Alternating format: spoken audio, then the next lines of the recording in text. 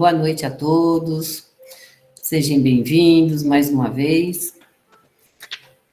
E vamos elevando o nosso pensamento a Deus, nosso Pai, fechando os nossos olhos materiais e agradecendo ao Senhor a oportunidade de estar presente nesta live, que nos acolhe com tanto amor e carinho, que nos proporciona um aprendizado, uma compreensão maior de nossas aflições, tanto materiais como espirituais. Que possamos pôr em prática os ensinamentos da doutrina de Jesus, para conosco e para com todos, elevando-nos moralmente e espiritualmente. Que assim seja. E iniciando o nosso estudo de hoje, que está no Evangelho segundo o Espiritismo, codificado por Allan Kardec, capítulo 20, Trabalhadores da Última Hora. E nós vamos focar no item 5, Trabalhadores do Senhor. Mas nós não podemos deixar de comentar o capítulo 20, né, como um todo. E aí, resumindo, quando ele fala Trabalhadores da Última Hora, o reino dos céus se compara a um pai, né? Pai de família, e não a um rei, ele sempre se compara a um pai de família, que sai à procura de trabalhadores para a sua vinha, chamando os trabalhadores na primeira, na segunda ou na terceira hora. E eles nunca recusaram o trabalho, pois estavam à disposição do chamado, e como combinado, no chamado a paga, todos eles, independente do tempo, era o mesmo valor. E ele fala, os últimos serão os primeiros.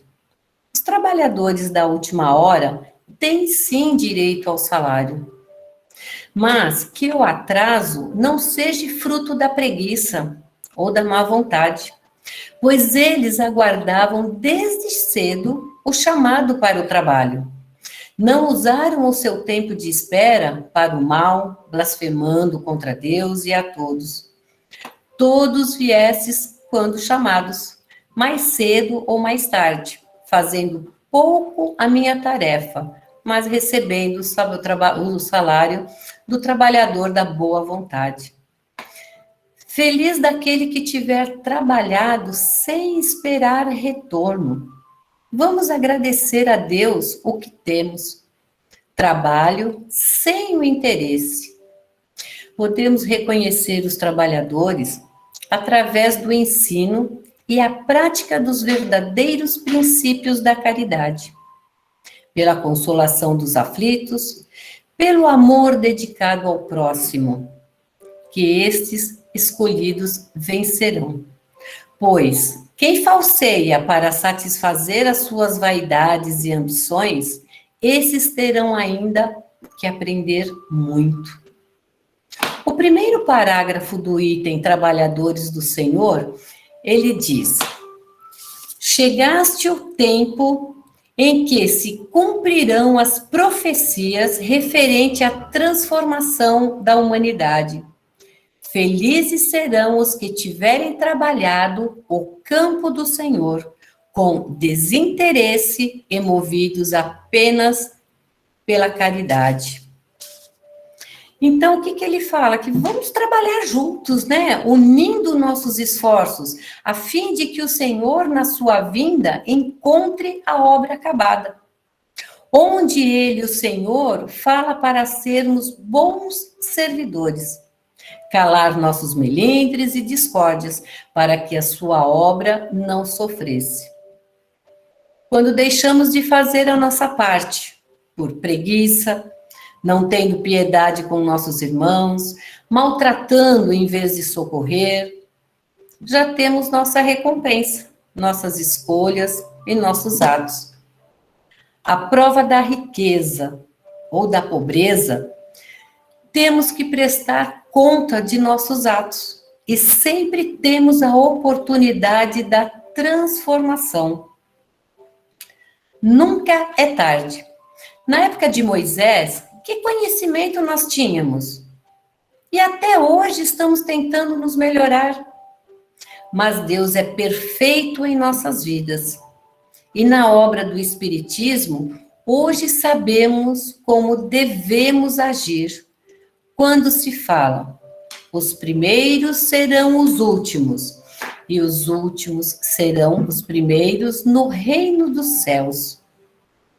Esse comentário se reflete ao Evangelho escrito e ensinado há tantos anos.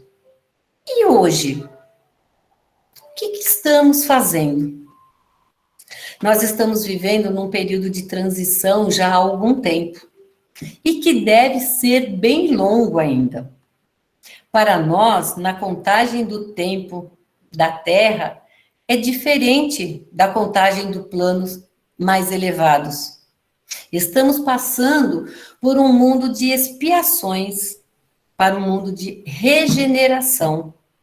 Aqui permanecerão os espíritos que seguirem o bem geral. Os que querem fazer o mal aos outros e se esforçam para a paz.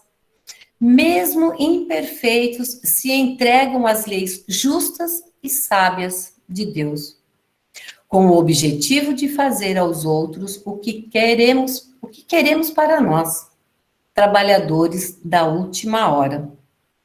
Às vezes parece que a terra vai se acabar, mas ainda teremos muito para aprender, principalmente nesses tempos, né, que nós estamos passando aqui com tantas preocupações, com tantas percas, né, familiares e amigos, por causa desse vírus, né? Então, a gente está aprendendo muito a respeito disso.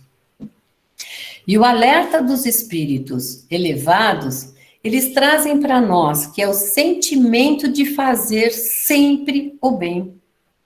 Este que nos leva ao novo mundo. E quem fizer o mal? Esses serão banidos a mundos inferiores. Nos sofrimentos e nas dificuldades, eles irão desenvolver o amor que tanto desprezaram aqui na Terra. Mas Deus é justo, né? Ele nunca os abandonará. Nós temos sempre o último momento para poder, né, aprender. Estamos reencarnando, desencarnando há séculos e a cada vez temos mais possibilidades de aprendizado. A ciência da tecnologia, o trabalho da moralidade, a capacidade de perceber que as conexões entre os mundos interiores e exteriores.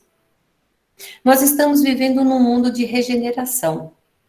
O Espírito da Verdade, ele diz: felizes os que tiveram trabalhos no campo do Senhor, com desinteresses e movidos pela caridade.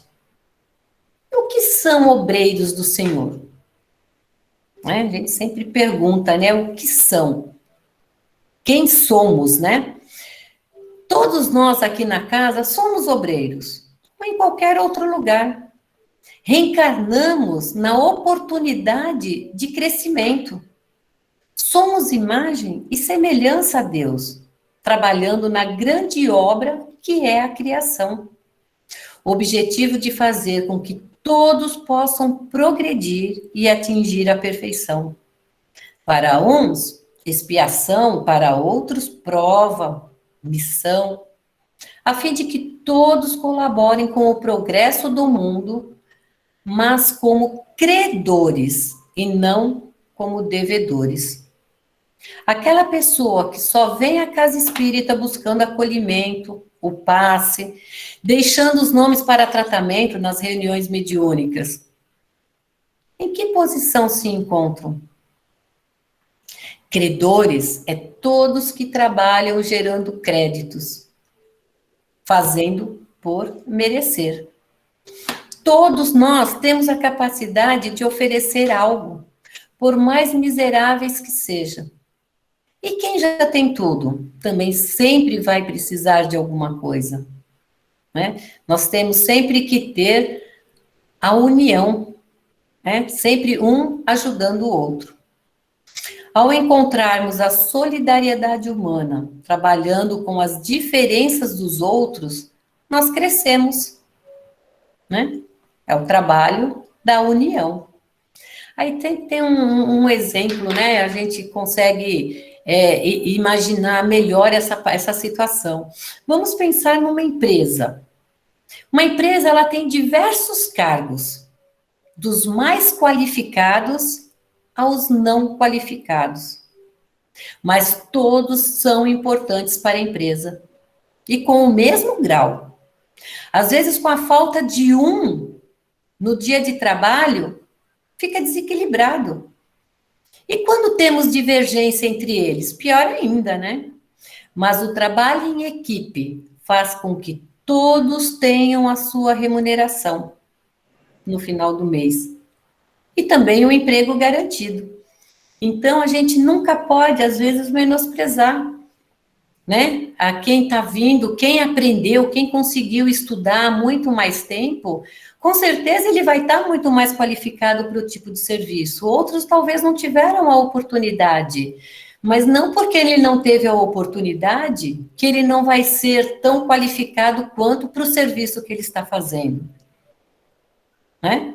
Porque a gente, se a mulher do café faltar, a gente fica desesperado na empresa, né?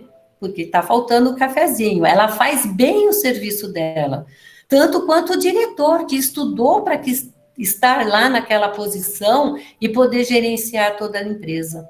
Então é isso que a gente fala. A gente tem que trabalhar com a união. A gente trabalhando nessa seara de Cristo como obreiros do Senhor, mas como credores e não como devedores.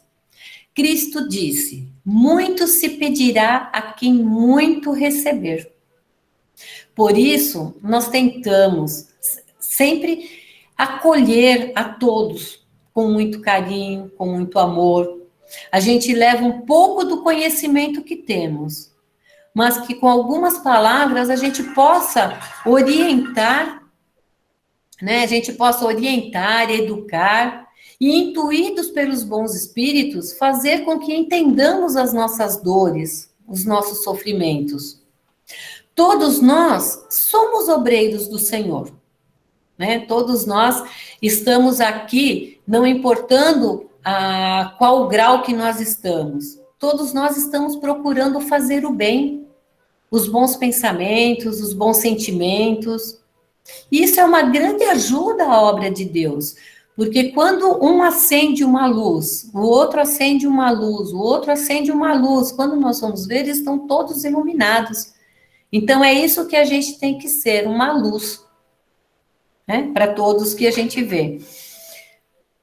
Quando nós somos chamados de última hora, não importa, a gente vai fazer o nosso melhor.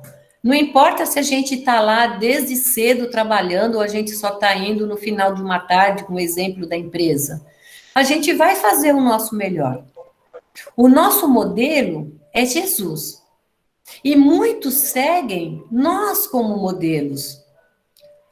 Não somos muitos, né? Mas o pouco que a gente aprende, tentamos passar para o outro. E a jornada na seara do Senhor que construímos dentro de nós é a única coisa que a gente pode levar.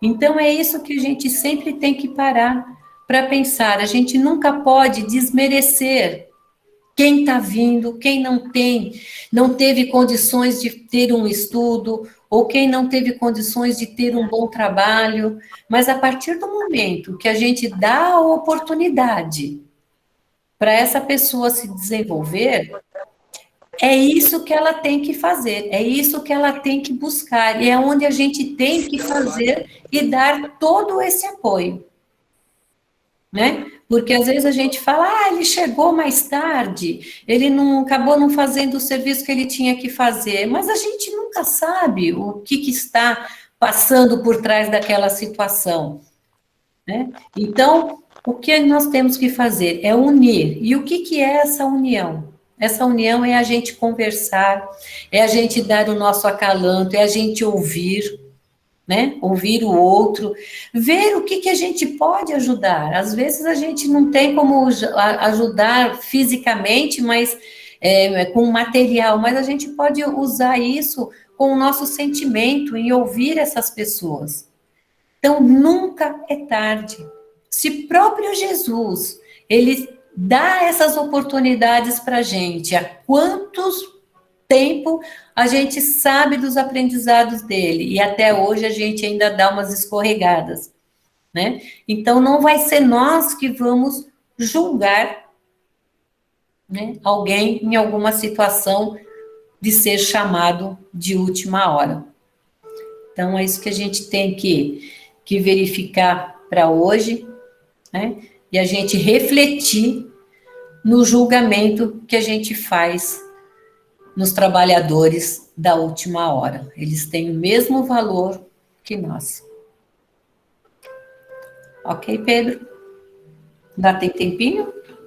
Um minutinho? Tem, manda bala. Não, então, é isso que a gente sempre fala, né? Porque a gente, às vezes, por mais que a gente se prenda, a gente acaba julgando, a gente acaba fazendo certos comentários. Vamos parar para pensar. Um minuto de pensamento, a gente elimina palavras que podem magoar, né? Que podem mostrar para as outras pessoas o quanto a gente está atrasado, né? Nos ensinamentos de Jesus. E ele dá essa explicação para a gente, né? Quando o Chico uma vez falou, né? Se você tiver com dúvida em falar alguma coisa, enche a boca d'água, né? E para pensar, até você ver o que você vai falar. Então, é isso que a gente tem que fazer. Não vamos julgar, não. Nós estamos aqui, tem gente que está entrando na casa agora, esse ano, para fazer as escolas, tem gente que já trabalha na casa há 10, há 20, há 30 anos na casa, e a gente não vai desmerecer nem quem entrou há 30 anos e nem quem está entrando agora, né? Eles têm os mesmos recursos. Nós agora, com o Espiritismo, a gente aprendeu muito nesses 100 e poucos anos que a gente está aqui, né? Que até antes do Espiritismo a gente não tinha essa discernimento de como a gente parar para pensar. E agora a gente tem. Então é isso que a gente tem que parar, colocar em prática todos esses ensinamentos. E colocando em prática, a gente vai ser exemplo para os outros, né? A gente vai deixar esse legado para as outras pessoas, na própria família, no próprio trabalho. Às vezes você vê lá que tem uma pessoa muito ambiciosa no trabalho, você começa a conversar, você começa a dar o exemplo, a pessoa começa a te ver de maneira diferente. Então, é tudo isso que a gente tem que fazer. A gente tem que entender para poder compreender. Porque se a gente não entender, a gente também vai continuar fazendo da mesma forma. E a partir do momento que a gente compreende as situações, a gente vai fazendo as coisas da melhor maneira possível, né? Sem trazer nenhum problema para alguém. E maior merecedor de tudo isso somos nós mesmos, né? Porque a única coisa que a gente tem para poder levar é o nosso conhecimento, é os nossos atos, é as nossas palavras, né? Que a gente passa para os outros.